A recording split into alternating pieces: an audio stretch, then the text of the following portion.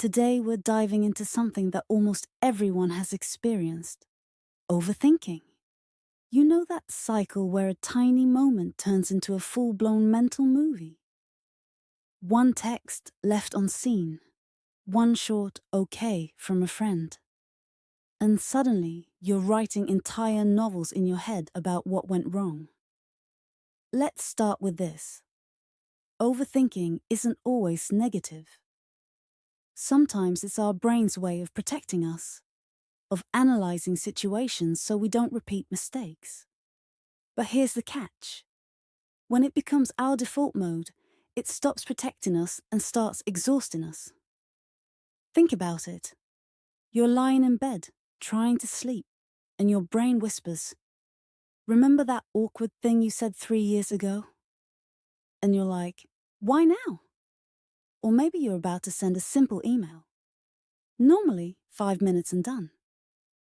But with overthinking, you rewrite it 10 times, second guess every word, worry it'll sound too cold, too formal, too casual, until you're drained. And the person on the other side?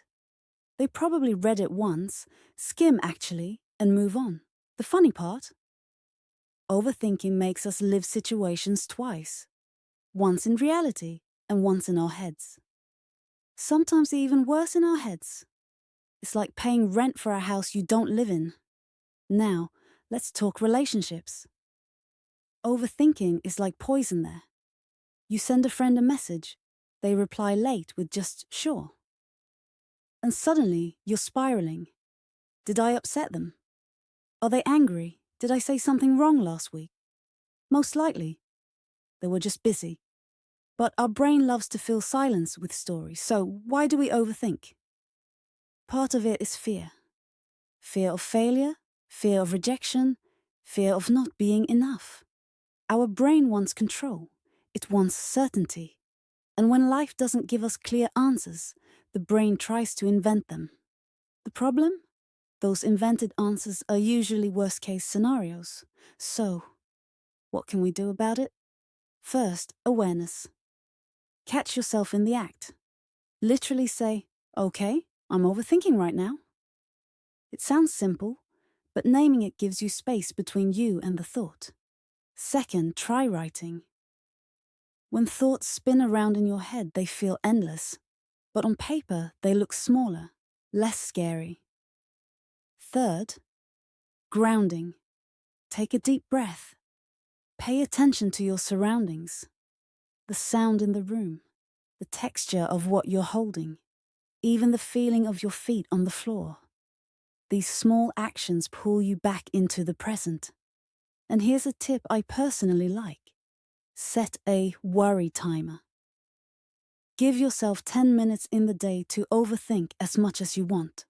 Write, analyze, spiral, go wild. But once the timer ends, that's it. Brain is closed for business. At the end of the day, overthinking is part of being human. It means you care, you reflect, you want things to go well, but you don't have to let it control your whole life. Because life is happening right now. Not in the replay of yesterday, not in the prediction of tomorrow, right here in this moment. So maybe next time your brain drags you into the loop, pause, take a breath, and remind yourself, not everything needs a theory. Thanks for spending this time with me. If this episode resonated with you, share it with someone who might need the reminder. And remember, you are more than your thoughts. See you in the next episode.